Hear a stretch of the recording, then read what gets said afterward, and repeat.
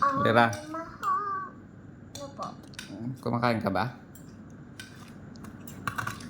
Yes. Ba't wala ka ulam?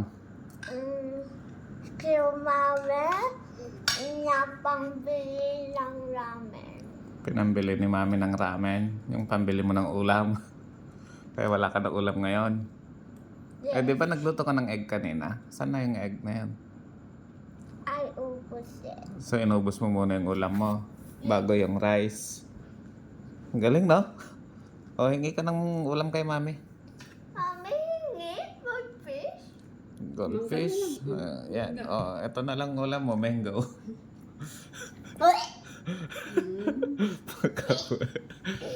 Sige na. Si, ano dati, pangalan to?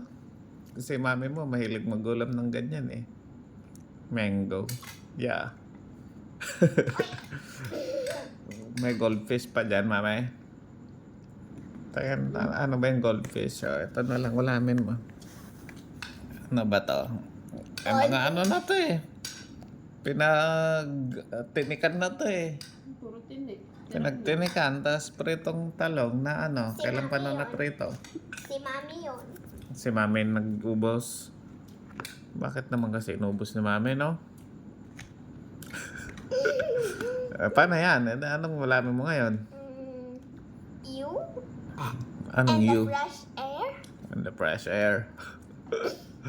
Yung ano na lang, oh. Yung mango. Ba't ayaw mong magulam na mango? Cause is... Ramen ka, tapos ngayon wala ka ng ulam. Okay. Okay. Ano? Okay. Ang hirap ng buhay. Nani? Ang ano no? Nani?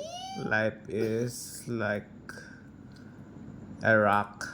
I mean... It's hard. No! Life is for shopping only. Life is for shopping. Yes. Yes, if you have money. Eh, wala ka money. I had money. Fair. Di ba may napulot ka? Saan na napulot mo naman eh? There, yung natin. Wala. Tinagdan ko kanina. Wala na eh. Wala. Baka tinago na naman ni mami, no? Oh my God! Check mo nga.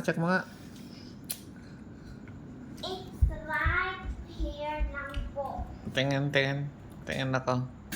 Oh, wow. $20. Tingin. Ipakita mo dito.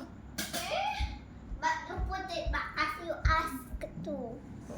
Magkano ba to? 20. 20 already.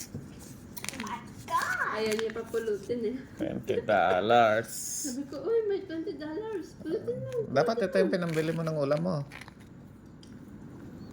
Ano ba nabibili niyan? For shopping. For shopping. Mas gusto mong mag-shopping kaysa bumili ng ulam. Yes. Ano ba nabibili niyan? $20 na yan na ulam. Madami na. Bili ka ng sardinas. Tigto $2. May $1 din. Stop doing that. Diba? Tapos, the rest,